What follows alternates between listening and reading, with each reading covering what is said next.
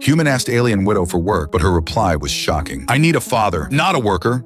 The merciless alien sun beat down on Gregor's broad shoulders as he trudged across the endless golden dunes. Sweat trickled down his temple, carving paths through the fine sand that clung to his sun-bronzed skin. His muscular frame moved with determined purpose, despite the exhaustion that threatened to overwhelm him. Just a few more miles, he muttered to himself, adjusting the worn backpack that contained what remained of his supplies. The tactical vest he wore, once military-grade khaki, now faded by countless suns, hung open, revealing the defined contours of his chest. Gregor paused at the crest of a particularly steep dune, taking a moment to catch his breath and survey the shimmering horizon. The settlement was out there somewhere, a haven for those with nowhere else to go.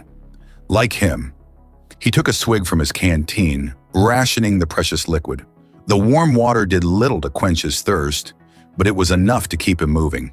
As he tucked the canteen away, his fingers brushed against the small metal pendant hidden in his vest pocket, the last remnant of a life he'd left behind.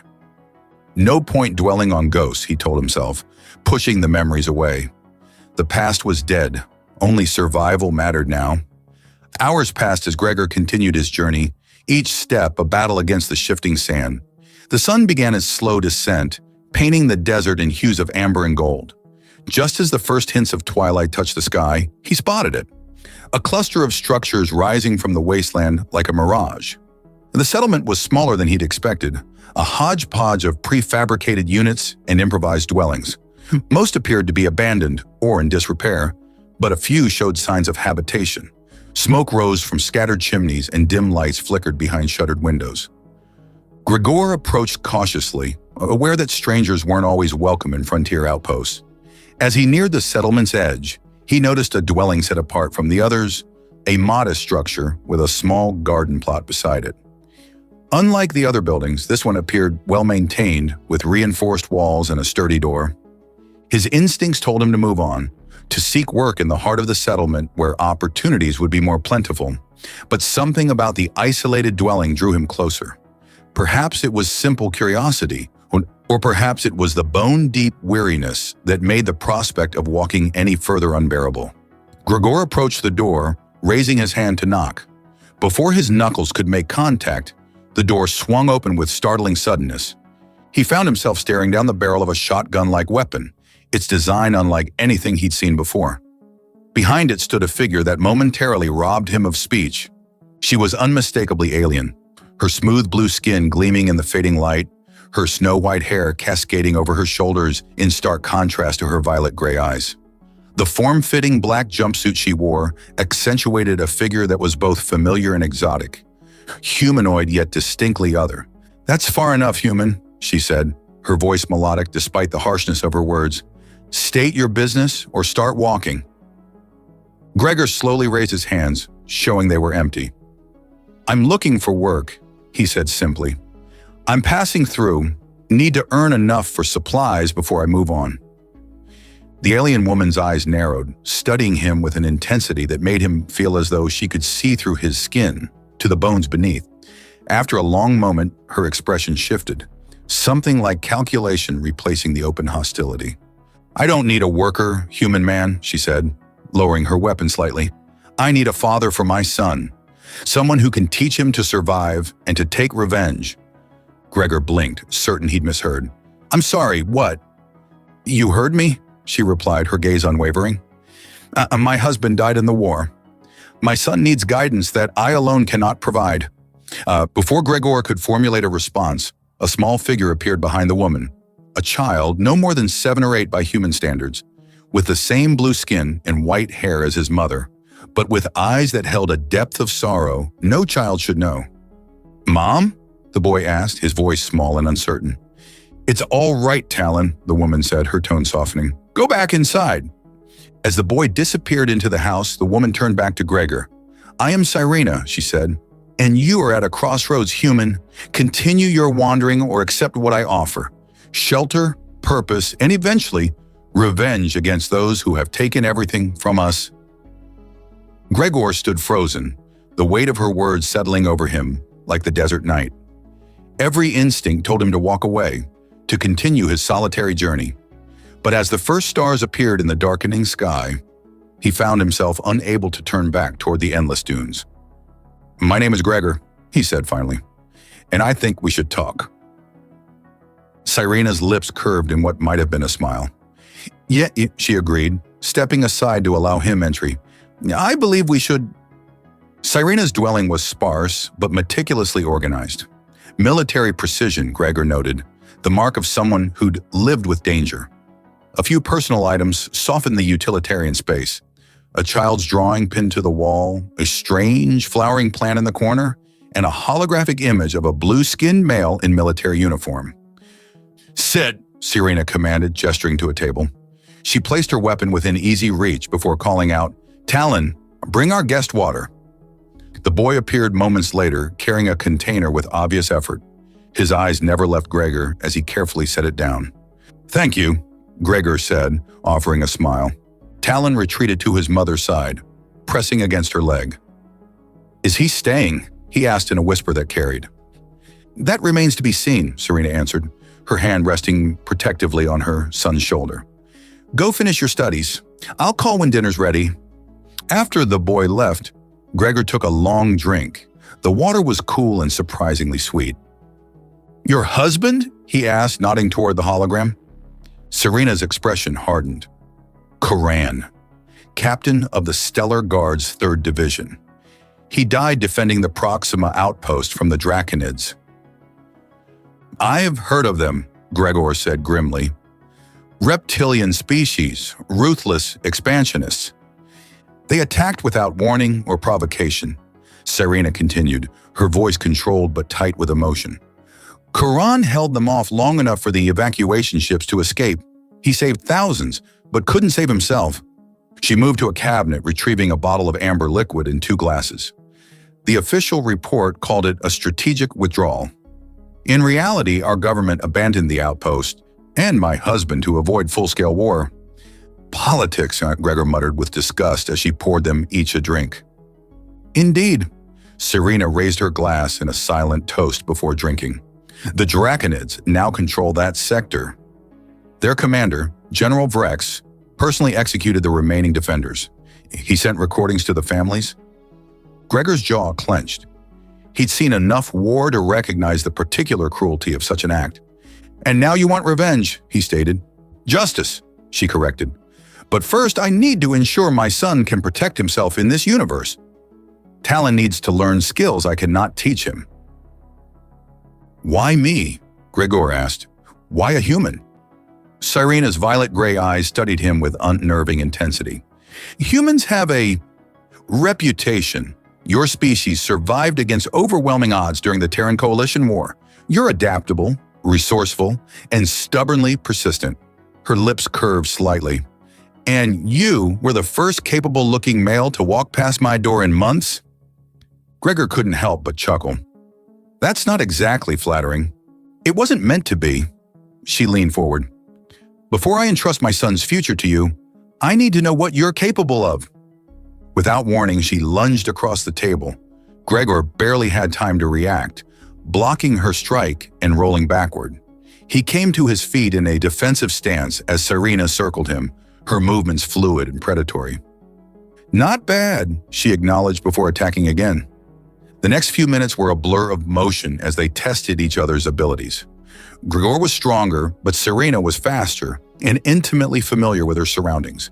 They were evenly matched, each gaining momentary advantages before the other countered. Finally, Cyrena stepped back, breathing hard but smiling. "Acceptable," she pronounced. "Glad to hear it," Gregor replied, rubbing his shoulder where she'd landed a solid hit. "Is ambushing guests standard hospitality here?" "Only the interesting ones." Her eyes glinted with something beyond combat assessment. "You move well for someone who's crossed a desert on foot." "You fight well for someone who claims to need help," he countered. Cyrena's expression sobered.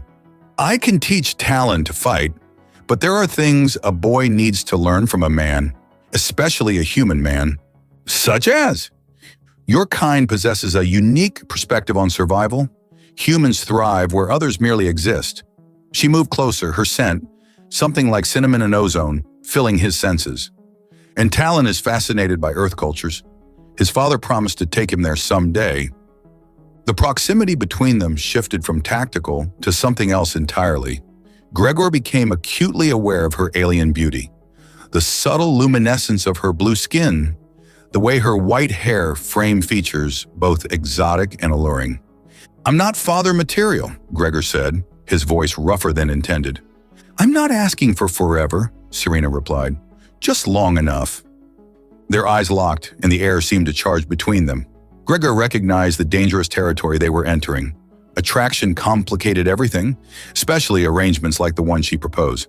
"And what do I get from this arrangement?" he asked. Serena's smile was both invitation and challenge. Shelter, food, purpose. Her hand brushed his arm, sending an electric current through his body. And perhaps other compensations. "No, that's not why I would stay," Gregor said firmly, though he didn't move away. "No?" Her eyebrow arched. "Then why would you—" Before he could answer, Talon called from the other room. Serena stepped back, the moment broken but not forgotten. "Consider my offer," she said. "We'll speak more after dinner." As she turned to attend to her son, Gregor realized he'd already made his decision. The prospect of purpose, of belonging, however temporarily, outweighed the wisdom of moving on. And if that purpose came with the complication of growing attraction to an alien widow with vengeance in her heart, well, he'd faced worse odds. The following week established a routine that felt surprisingly natural. Each morning, Gregor would rise before dawn and prepare a simple breakfast using the unfamiliar local ingredients. Talon would join him, initially wary but increasingly curious about the human in their home. "Why is your skin that color?" Talon asked on the third morning, poking Gregor's forearm with undisguised fascination. Same reason yours is blue, I suppose," Gregor replied, flipping what passed for pancakes on this world. "Just how we evolved." "Mom says humans are the toughest species in the galaxy," Talon said, his violet eyes wide. "Is that true?" Gregor considered this. "Not the strongest or fastest, but we're stubborn. We don't give up easily." "Like Dad," Talon said quietly. Gregor nodded, recognizing the opening. "Your father sounds like he was an exceptional man." "He was the best," Talon declared with absolute conviction. "He promised to teach me everything when he came home." The boy's shoulders slumped, but he never did. "I can't replace your father," Gregor said carefully, "but I'd be honored to teach you some of what I know." Talon studied him with an intensity that belied his young age. "Mom says you fought in wars too." "I did." "Did you win?" Gregor smiled ruefully. "Sometimes. Other times, surviving was victory enough." This seemed to satisfy the boy, who nodded solemnly before asking, "Can we start today?" Their training sessions began that afternoon in the small yard behind the house. Gregor started with the basics: stance, balance, awareness of surroundings. Talon absorbed everything with remarkable focus, his small blue face set in determination. Serena watched from the doorway, her expression unreadable. When they finished, she approached, handing them both water containers. "Not bad," she said, the corner of her mouth lifting slightly. "For a first lesson." "He's a quick study," Gregor replied, wiping sweat from his brow. The planet's gravity was slightly heavier than Earth standard, making even simple exercises more demanding. "Like his father," Serena said, her eyes lingering on her son with pride before shifting to Gregor. Something electric passed between them, brief but undeniable. That evening, after Talon had gone to bed, Serena joined Gregor on the small porch. The three moons cast overlapping shadows across the desert landscape, creating patterns that shifted with hypnotic slowness. "He respects you already," Serena said, handing Gregor a glass of the amber spirit they'd shared before. "He's a good kid." "Smart. Determined." "Yes." She settled beside him, close enough that he could feel the warmth radiating from her blue skin. "Our people mature faster than humans, mentally at least." "I noticed." Gregor took a sip, savoring the complex flavor. "He asks good questions." "And what questions do you have, Gregor?" Serena turned to face him, her white hair luminescent in the moonlight. He considered for a moment. "Why did you really choose me? There must be others more qualified." Are there? Her violet-gray eyes held his. You crossed a desert alone, survived whatever drove you here, and didn't hesitate when I attacked you? That speaks to capability. That's not the whole reason. Serena's lips curved. No, it's not. She leaned closer. My people believe in instinct, in chemistry. The moment you stood at my door, I felt something I hadn't felt since Koran. I'm not him, Gregor said quietly. I don't want you to be. Her hand found his, her fingers intertwining with his in a gesture that seemed both alien and familiar. I want you to be exactly who you are. The air between them charged with possibility. Gregor was acutely aware of every point where their bodies connected, of the subtle differences in her anatomy that made her exotic, yet undeniably feminine. This complicates things, he murmured, though he made no move to pull away. Life is complicated, Serena countered. My people don't share the human hesitation about physical connection. We see it as natural, necessary. And what about Talon? He knows I loved his father. He also knows that life continues. Her free hand traced the line of Gregor's jaw. In my culture, a family unit can expand and change. What matters is strength, loyalty, protection. Gregor caught her wrist gently, his pulse quickening. And is that what this would be? An expansion of your family? Perhaps. Her eyes darkened with desire. Or perhaps, for tonight, it can simply be about connection, about reminding ourselves we're alive. The last of Gregor's resistance crumbled as Serena leaned forward, pressing her lips to his. The kiss was tentative at first, an exploration of differences. Her lips cooler than a human woman's, her taste faintly metallic yet sweet. Then hesitation gave way to hunger. Months of solitude, of guarding against vulnerability, dissolved in the heat building between them. Gregor pulled her closer, one hand tangling in her silken white hair as the kiss deepened. When they finally broke apart, both breathing heavily, Serena stood and extended her hand. Without words, she led him inside, through the darkened main room where Talon slept peacefully, and into her private chamber. The room was sparsely furnished, dominated by a low platform bed. A single window admitted the multicolored moonlight, casting Serena in ethereal illumination as she turned to face him. My people believe that physical union creates a bond, she said softly, her fingers working at the fastenings of her jumpsuit. That in joining, we share not just bodies, but essence. And what do you believe? Gregor asked, his voice rough with desire, as he watched her. Serena's jumpsuit slipped from her shoulders, revealing the luminous blue skin beneath. I believe that tonight we can forget the past and the future, she said, moving toward him with predatory grace, and simply exist in the present. As her cool hand slid beneath his shirt, Gregor surrendered to the moment, to the strange and wonderful reality of finding connection so far from home. Tomorrow would bring complications, questions, responsibilities. But tonight was about rediscovering what it meant to be alive, to be wanted to belong, if only temporarily, to someone else. 2 weeks passed in a rhythm that felt increasingly natural. By day, Gregor trained Talon, teaching the boy human combat techniques that complemented his mother's more fluid fighting style. By night, he and Serena explored their growing connection, their differences making each discovery more intoxicating than the last. This morning, Gregor watched with pride as Talon successfully disarmed him for the first time. Excellent, he exclaimed as the practice knife clattered to the ground. Your balance is perfect. The boy beamed, his blue skin flushed with a darker hue that Gregor had learned indicated excitement or exertion. Can we try with real blades tomorrow? Talon asked eagerly. Not yet, Serena interjected from where she observed, but soon. Her eyes met Gregor's with warmth that made his pulse quicken. Their nights together had awakened something in her, a lightness he suspected had been buried since Koran's death. I'm going to the market for supplies, she announced, gathering a satchel. Talon, continue practicing the forms Gregor taught you. After she departed, Gregor set Talon to work on a series of defensive stances while he repaired a section of fencing that had collapsed during their training. The physical labor felt good, grounding him in the present rather than the past that still haunted his dreams. He was so absorbed in his task that he didn't notice the approach of another until a shadow fell across him. So the rumors are true. A human has taken up residence with the widow. Gregor turned to find a tall, willowy alien regarding him with undisguised contempt. His skin was a paler blue than Serena's, almost lavender, and elaborate tattoos marked his exposed forearms. "Can I help you?" Gregor asked, straightening to his full height. "I am Narration, trade minister of this settlement."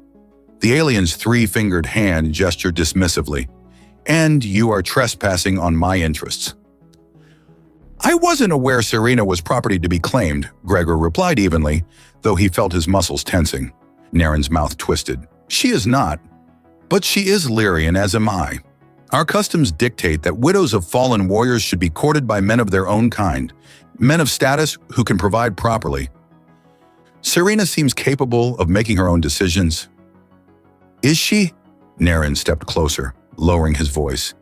"Or has she been blinded by the novelty of a human male? One whose past might give her pause if she knew the truth."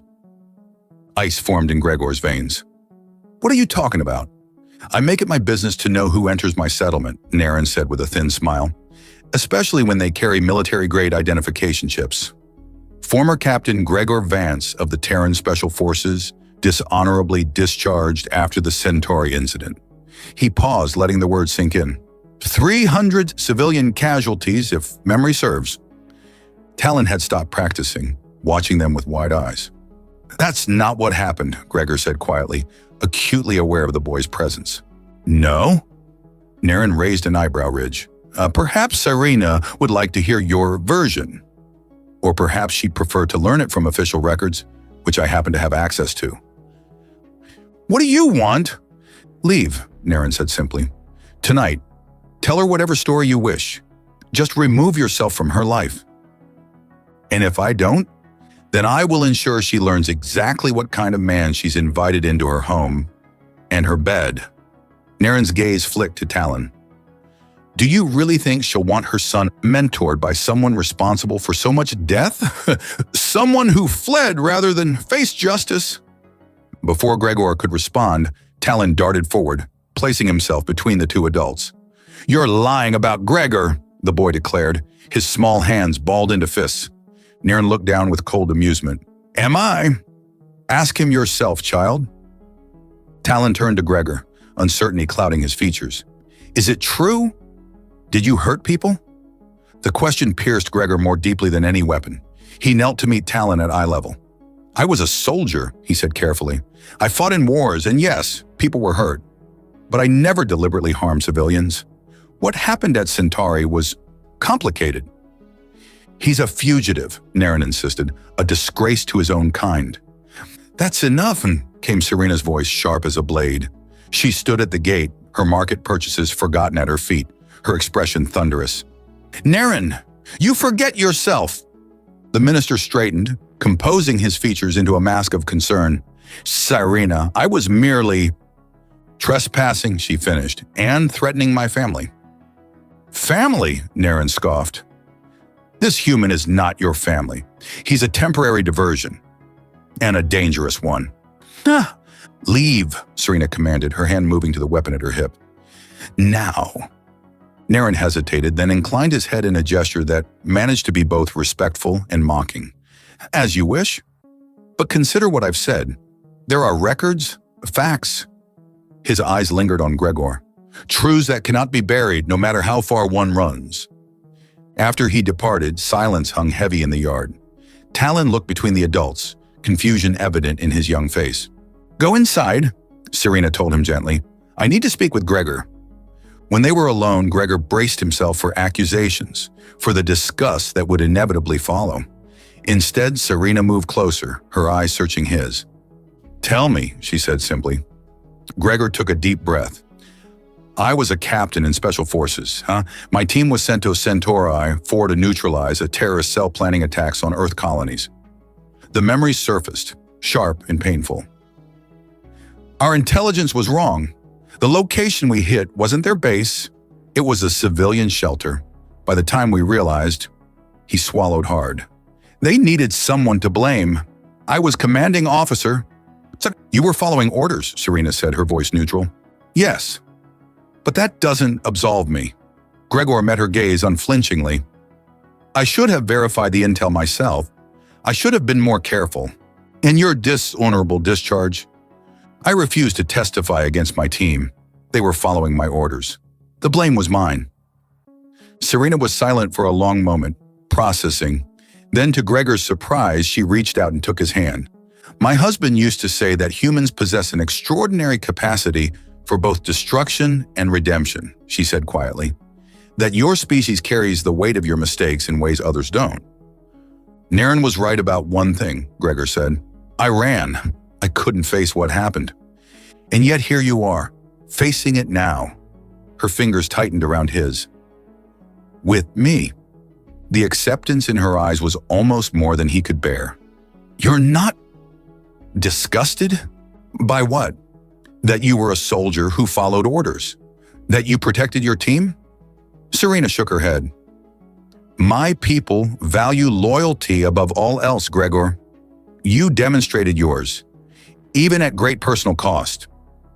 Relief washed through him, followed by a surge of something deeper, a feeling he'd thought himself incapable of after everything that had happened. What about Talon, he asked. He deserves better than... He deserves someone who will teach him that honor means accepting responsibility for one's actions, Serena interrupted. Someone who understands that the past shapes us but doesn't define us. Her free hand cupped his cheek. Someone like you. As the suns began to set, casting long shadows across the yard, Gregor felt something shift within him, a burden lightening, if not lifting, entirely. In Serena's acceptance, he glimpsed the possibility of forgiveness, not just from her, but perhaps someday from himself. Talon was conspicuously absent at dinner that evening. The boy had retreated to his room after Naren's departure, emerging only briefly to grab food before disappearing again.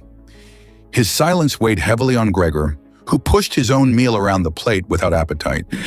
He needs time, Serena said, reaching across the table to touch Gregor's hand. This is the first time his image of you has been challenged. I should talk to him, Gregor replied. Explain properly. Yes. Serena's violet gray eyes softened. But remember, our children process differently than human offspring. Talon is analyzing, not just reacting. The casual way she included him in our children sent a warm current through Gregor's chest. Despite the circumstances, he couldn't help but marvel at how quickly this alien woman and her son had become essential to him. After dinner, Gregor knocked gently on Talon's door. When no answer came, he pushed it open to find the boy sitting cross-legged on his bed, surrounded by holographic projections of Earth military conflicts. Researching the enemy, Gregor asked, attempting levity. Talon looked up, his expression serious beyond his years. Researching you? Gregor nodded, taking a seat on the edge of the bed. The projections showed various Terran military operations, including, he noted with a pang, footage from the aftermath of Centauri. That's a lot of information to process, he said carefully. Is it true that human soldiers swear an oath to protect innocent life? Talon asked, pointing to one of the projections showing a military ceremony. Yes, Gregor confirmed. We promise to defend those who cannot defend themselves. But at Centauri, you didn't. The directness of the statement hit harder than any accusation. No, Gregor admitted. I failed. Talon's brow furrowed, the ridges unique to his species becoming more pronounced. Minister Narration said you killed them on purpose. He's wrong. Gregor met the boy's gaze steadily. We were given false information. We believed we were attacking enemy combatants who had killed thousands of civilians. When we realized our mistake, it was too late. What did you do then? Everything we could to help the survivors? Then I took responsibility for the error. Talon absorbed this, his small blue fingers manipulating the projections to show the official inquiry. But you were punished anyway. Yes, that doesn't seem fair. Gregor smiled sadly. Life rarely is, Talon, but fairness isn't the point. When you're in command, the responsibility is yours, whether you intended harm or not. Is that why you're teaching me? So I can be responsible like you? The question caught Gregor off guard. I'm teaching you because your mother asked me to. because you deserve to know how to protect yourself and those you care about. And for revenge, Talon added matter-of-factly, against the Draconids who killed my father. Gregor chose his next words carefully. Revenge can be complicated. It doesn't always bring the peace we think it will. Did you want revenge after Centauri? No, Gregor said honestly. I wanted redemption. What's the difference? Revenge is about making others suffer for what they've done. Redemption is about making amends for what you've done. Gregor gestured to the projections. I couldn't bring back those who died because of my orders, but I could try to live in a way that honored their memory. Talon was silent for a long moment, processing. Then he dismissed the projections with a wave of his hand. Mom says humans carry guilt differently than Lyrians, that you feel it more deeply. Your mother is very perceptive. She also says that's what makes humans strong. Talon looked up, his expression clearing. Because you learn from your mistakes instead of just accepting them? Gregor felt a tightness in his throat. Your mother gives me too much credit. No, Talon said with surprising certainty. She doesn't give you enough. I've watched you train. You're always careful not to hurt me even when I make mistakes. That's not what someone bad would do. The simple logic of a child, Gregor thought, yet more profound than hours of self-recrimination. Before he could respond, an alarm sounded from the main room. 3 short pulses followed by a long tone. Talon's eyes widened. That's the settlement warning. They rushed to join Serena, who was already accessing the community alert system. Her expression was grim as she read the message. Draconid scout ship detected at the edge of the system, she reported. Estimated arrival within 48 hours. Scouts? Gregor asked. Or an advance party? Unknown, but they rarely send scouts without follow-up forces. Serena's hand moved unconsciously to the weapon at her hip. This changes everything. Talon looked between them, fear and determination warring in his young face. Are they coming for us? Not specifically, Serena assured him, though her eyes met Gregor's with unspoken concern. But we need to prepare. The settlement's defenses are minimal. I'll help coordinate, Gregor offered immediately. Military experience might count for something, even with Naren poisoning the well. We'll need everyone, regardless of past grievances. Serena's hand found his, squeezing tightly. This is what I've been preparing for, Gregor. The chance to strike back. Later that night, after tactical discussions and preparations, after Talon had finally fallen into an uneasy sleep, Gregor and Serena found themselves alone in her chamber. The urgency of the situation had heightened everything, senses, emotions, desires. I should have told you about Centauri from the beginning, Gregor said as they lay together in the darkness, her cool skin a balm against his warmth. Would you have stayed if I'd asked about your past on that first day? Serena's fingers traced patterns on his chest, following the contours of old battle scars. Probably not, he admitted. Then I'm glad you didn't tell me. She propped herself up on one elbow, her white hair spilling over her bare shoulders. The universe works in strange ways, Gregor. Perhaps it brought you here precisely because of what happened at Centauri. How do you figure that? You seek redemption, I seek justice. Talon needs guidance. Her violet-gray eyes gleamed in the moonlight. Together, we might actually stand a chance against what's coming. As she leaned down to kiss him, Gregor realized that for the first time since Centauri, he was no longer running from his past. He was running toward something, a future, a purpose, a family that, against all odds, had claimed him as their own. Whatever the Draconids brought with them, he would face it standing alongside Serena and Talon. Not just as their protector, but as the man, the father, they believed he could be. Dawn broke with an eerie crimson glow, as if the sky itself sensed the coming danger. Gregor stood at the settlement's makeshift command center, a repurposed storage facility where the community leaders had gathered to prepare their defenses. The perimeter sensors need recalibration, Gregor explained, pointing to a holographic map of the settlement. Draconid scout ships can mask their heat signatures. We need to adjust for gravitational distortion instead. And you're suddenly an expert on Draconid technology? Naren's voice dripped with contempt. The trade minister stood with arms crossed, his pale blue skin flushed with a purplish hue of agitation. I fought them at Procyon, Gregor replied evenly. Lost half my squad to an ambush because our sensors weren't properly calibrated. Several of the gathered Lyrians exchanged glances. An older female with elaborately braided white hair, the settlement's chief elder, studied Gregor with newfound interest. Minister Naren has expressed concerns about trusting our defense to an outsider, she said carefully, particularly one with your history. Gregor straightened. My history is precisely why you should trust me. I've faced Draconids before. I've seen what happens when preparations fail. He met each alien gaze in turn. I've also paid the price for mistakes in judgment. I don't intend to repeat them. Fine words from a disgraced soldier, Naren scoffed. Enough, Serena interjected, stepping forward. Her black combat suit gleamed in the dim light, accentuating the determined set of her shoulders. The Draconids will be here within hours, not days. Their scout ship accelerated dramatically overnight. This news sent a ripple of alarm through the gathered leaders. How many can a scout ship carry? The elder asked. Typically a crew of 6 to 8, Serena answered, but they're heavily armed, and if they're just the advance party, we need to evacuate, Naren declared, immediately. Gregor shook his head. Evacuation puts you in the open, vulnerable. The settlement has natural defenses we can use.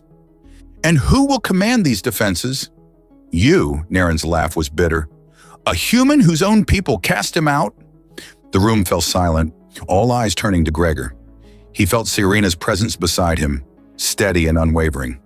Yes, he said simply, unless you have combat experience I'm unaware of, Minister.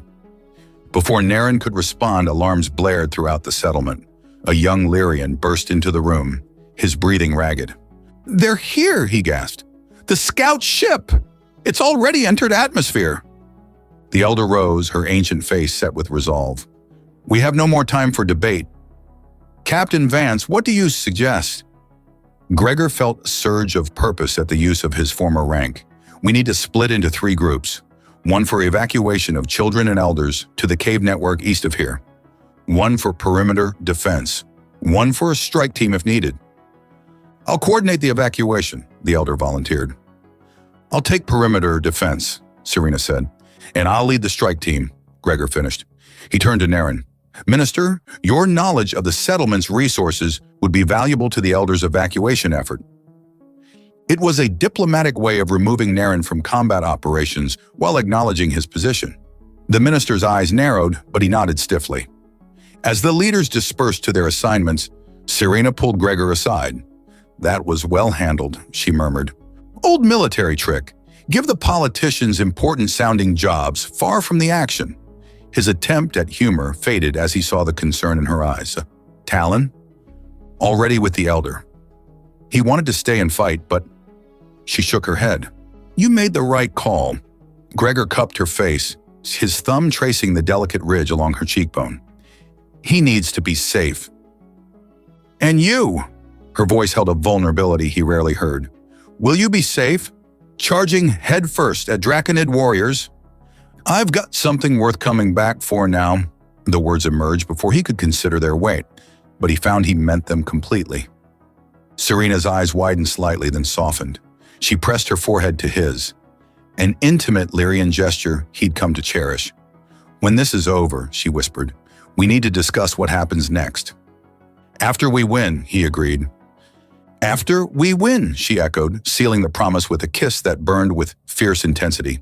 They parted reluctantly, each to their duties. Gregor assembled his strike team, a mix of former security personnel and hunters familiar with the terrain.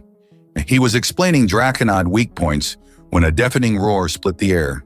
The scout ship screamed overhead, lower than expected, its engines leaving a trail of superheated air. It didn't fire, yet, but performed a low pass that sent dust swirling through the streets. They're scanning for defenses, Gregor explained to his team. Standard intimidation tactic. A young Lyrian male clutched his weapon nervously. There are more ships behind it. Gregor followed his gaze and felt his blood chill. Three larger vessels had appeared on the horizon, not scouts but combat cruisers. "Change of plans," he said grimly. "We need to move everyone to the evacuation point now." He activated his comlink. "Serena, we've got a full assault force incoming. Fall back to position beta." Static answered him. "Serena, do you copy?" Alarm tightened his chest. More static. Then a burst of weapons fire in the background. "Gregor!" Serena's voice finally came through, breathless. "They dropped ground forces during the flyover. We're engaged at the eastern perimeter." The eastern perimeter, where the evacuation route began, where Talon was. "Hold position," Gregor ordered his team. "I'm going to reinforce the eastern line." He sprinted through the settlement, dodging panicked residents and debris from the ship's sonic wake. As he rounded the final corner, he saw the chaos. A dozen Draconid soldiers, their scaled armor gleaming in the sunlight, advancing on a makeshift barricade where Serena and several defenders returned fire. And beyond them, the evacuation group huddled in terror, Talon among them. Gregor assessed the situation in seconds. The Draconids had superior position and firepower, but they hadn't spotted the evacuation group yet. If he could draw their attention... Without hesitation, he charged, firing his borrowed weapon and shouting to pull their focus. Several Draconid heads swiveled toward him, their reptilian eyes narrowing. "Gregor, no!" Serena's cry cut through the chaos, but he was already committed, racing towards certain danger with one thought burning in his mind. Protect his family. Family. The word resonated with a startling clarity as plasma fire scorched the air around him. Somehow, in the span of mere weeks, that's what they had become. The woman who had offered him purpose, and the boy who looked at him with growing trust. As the Draconids turned their weapons on him, Gregor felt no fear, only fierce determination. He hadn't asked for this second chance, this unexpected family. But now that he had it, he would defend it with everything he had. Even if that meant facing an enemy that outnumbered and outgunned him, even if that meant standing alone.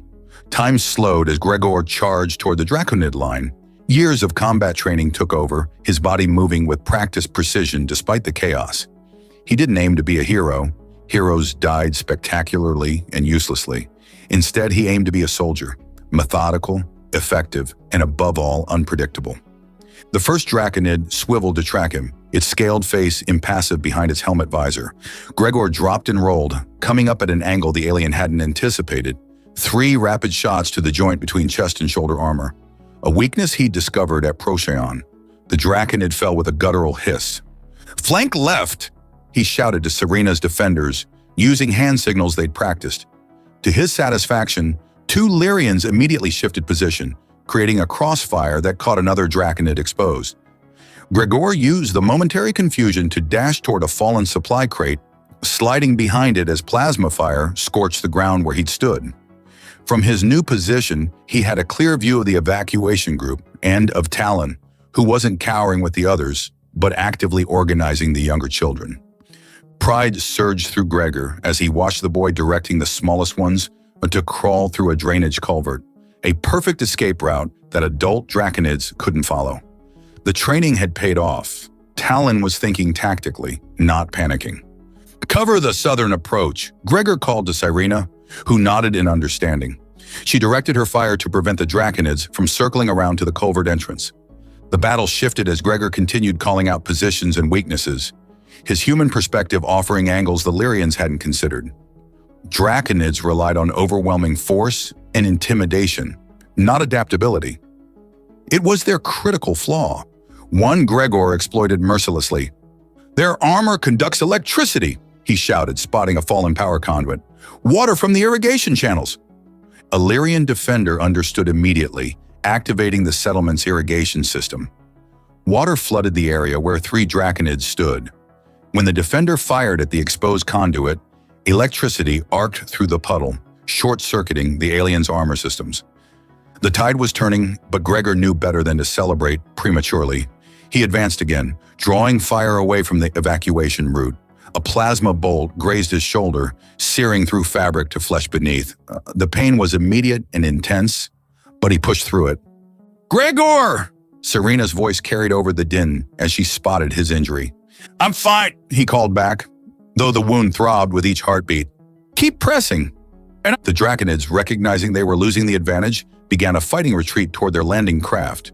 Gregor signaled to close the gap, preventing them from regrouping. Suddenly, a massive shadow fell across the battlefield. Gregor looked up to see one of the Draconid cruisers descending, its weapon systems powering up. His heart sank.